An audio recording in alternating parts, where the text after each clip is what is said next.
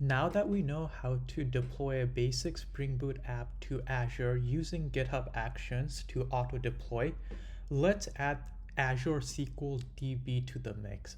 So here's a basic overview of what we're going to be doing. So we're going to connect to the Azure SQL DB. We're going to create a table which include name, department, salary of an employee. And then we're going to have two basic endpoints. One to get all of the employees in the database and one to add employees. Let's get started. So we're going to be doing three basic steps to do this. First, we're going to show you how to create the Azure SQL DB instance using the Azure portal. Second, we're going to write all of the Spring Boot code to create those API as well as to connect to Azure SQL DB instance. And the third step is this is all going to go to prod. Since we've already set up GitHub Actions, we will simply push the code to GitHub and we should see everything working. First step is to create the SQL DB instance. So we can select SQL database. For the resource group, we're going to select the same resource group we used for the web app. And then let's create the database name. You can have whatever name you would like, but if you're following the tutorial, let's just call it Spring Azure DB. Then let's create a server. So this is going to be basically the database URL. Let's just use Spring Azure DB for the URL. And then for the location, I'm going to use the same location that I deployed the web app to. This will give you the lowest latency. So I'm just going to use the US West US instance. And then for the authentication, I'll use both SQL as well as Azure Active Directory authentication. Then it will prompt you to select the login and the password. So I'll just use the Spring Azure DB and then I will select a password. So this will need to hit all of the criteria. So pick a password that hits all the criteria. Once that's done, we're going to hit OK. We will also have to select the Azure Active Directory admin. So you can go to users and just select the user that you already have. After that, we can hit OK. Now we can configure the database based on our usage. So because I don't want the cost to be super high, I will just allocate 1.2 gigabytes of space. If you want this database to grow to a lot of space, you can use whatever capacity you choose. So in terms of connectivity method, I will have access to this database. So I will use a public endpoint. Now in here, I will say to yes to allow Azure services to access this server, as well as allow the current IP address by selecting the add current IP address. And then we can hit next. We don't need to add any tags. And then we can review and create. In here, it will show you what the monthly cost of this database is. So for my instance, it should only cost 72 US cents. After that, this will take a couple minutes for the database to get deployed, all of the firewalls to be added. So this will take you a couple of minutes. So once everything is done, it will allow you to access the resource. So let's go to resource and we can see the DB instance. So now let's get all of the connection string. So we should be able to connect to our database. So here in the connection string, we could put JDBC to get the connection string. So now we have everything required to start writing the Spring Boot code. The first thing we'll need to do is add the dependency required to add the Microsoft SQL, Azure SQL to our Spring Boot app. So we will need to add Spring Boot starter data JPA. So this includes the Hibernate dependency. And the second one is the MS SQL JDBC. This is coming from Microsoft SQL Server. In here, I have the version specified for Java 17. You could have, if you're using a higher version of Java, you can use whether Java 20 or not. So now let's add the connection string. So we will need to create a YAML file, call it application.yaml. So now we will add all of the properties required to connect to our database. So let's copy this JDBC string from the Azure portal, and I just pasted in Safari because the string uses new line. We just want to have everything in one line. Next is we want to include the username and password. So I used the username Spring Azure DB, and then here's my password. So you want to remove the username and password from the URL string because I already have it here with username and password. So now that we have all of the connection string as well as the dependency, let's get started with writing the API code. So let's start with the model. So we're going to have model as well as let's create another package for the repository. So let's create the model employee, and within this model employee, we're going to have few fields. So what I showed you at the beginning, we're going to have the ID associated with each of the row. We're going to have the name, department, and salary for each of these employee. The other thing to note is you will need to annotate this class with entity as well as table because this is an entity and we're using the SQL table. Let's start adding the field. So we're going to have the field ID. And this is going to be our primary key. So we will add the annotation at ID. And this is also going to be generated. So it should auto increment as we add new field. Next, let's add name. This is just going to be a regular string. Next, we're going to add the department. So this is a regular string department. And for the salary, we're going to make this long. Now let's add constructor. And I also add a constructor without any field. And then we're also going to add the getter and setter for all of the data.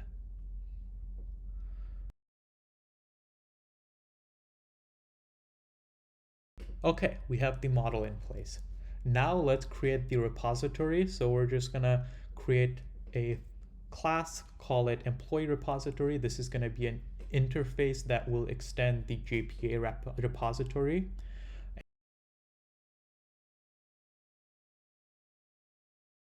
And it's going to be employee, and the primary key will be an integer.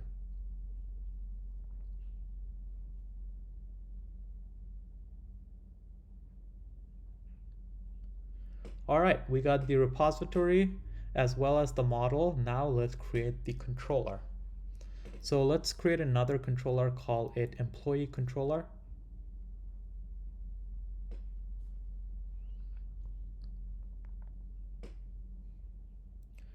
And in here, let's auto-ware all of the dependencies. So first, we're going to add this as a REST controller by annotating at REST controller.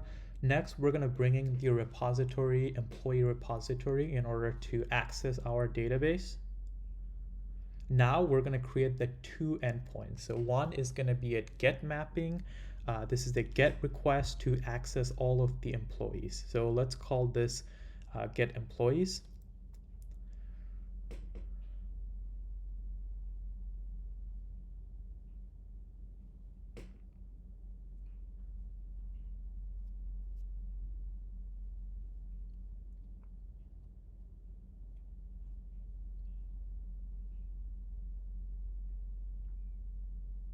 So this is going to be a get mapping / employees, and it's going to return a list of employees, and we can access the employee repository find all to get all of the employee records. Next, we're going to create a post mapping. This is to add each of the employee to our database. So we'll just have it be in /employee, and we're going to return the employee once it's been added to our database. So the return type would be employee, add employee, the request body. So you will need to input as a JSON the employee field. And then we could just return after that employee repository saves that employee, it will just give us that record. All right, everything looks good. Let's now try it locally to see if everything is working. So let's hit the run.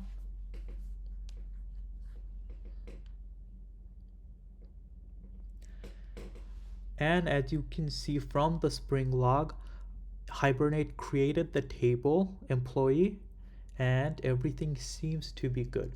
So let's go on Postman and let's hit our endpoint to see if everything is working correctly. So let's see /employees.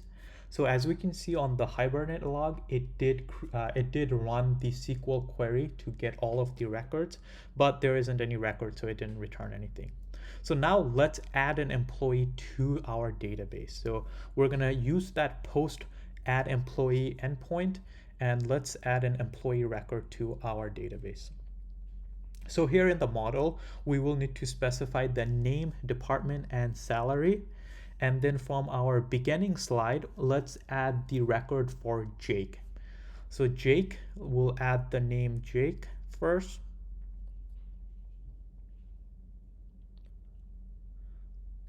Now let's add the department, DEPT, and Jake is in the department dev. And we will put the salary as 100,000 for him.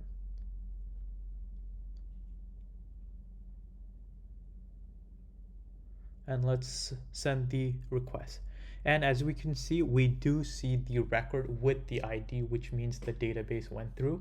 And we could make a GET request, and we can see the list of all of the employee record, and we are able to see Jake.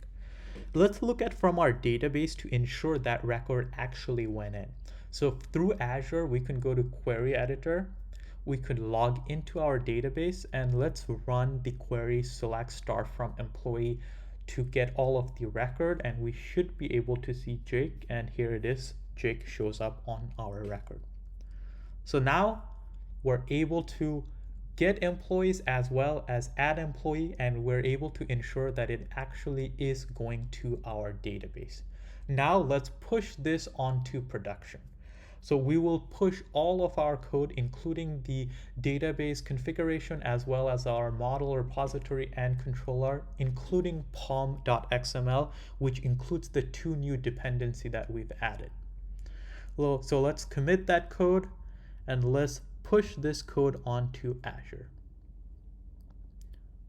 We will need to input our SSH credential, and this code should go to GitHub. So let's just go to Git to check that this code has been pushed.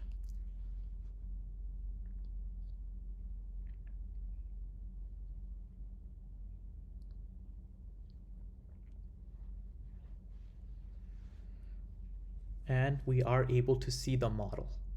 We can also look at the last commit to ensure all of the code did go through, and we're able to see all of the code. So once this code has been pushed, our GitHub action CI/CD pipeline should run, and we can see that added database, which is our commit, we should be running, and that code has been built as well as published or deployed to Azure. So now let's look at onto the Azure web app to see if we're able to access the API.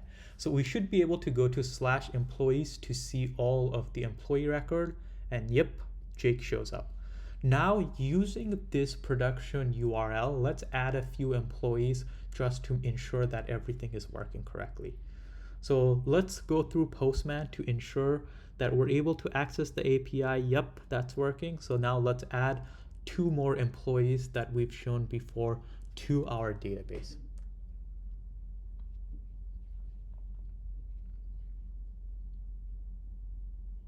So we're gonna add John and Dave. So let's start with John. John is in QA department, and his salary is 80,000.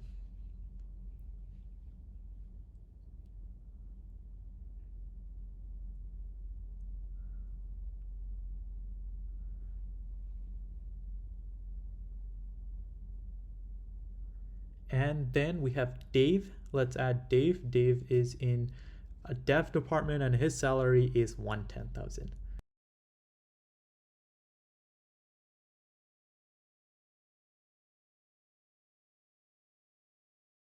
So yep, we see that all of the 3 records are added to our database. We're able to make a GET request, and we're able to get all of the database. Now let's go on to Query Editor just to see we're able to see them in the database, and those are working. So that's about it. Now we're able to connect Spring Boot app to Azure SQL database, as well as be able to access that from production.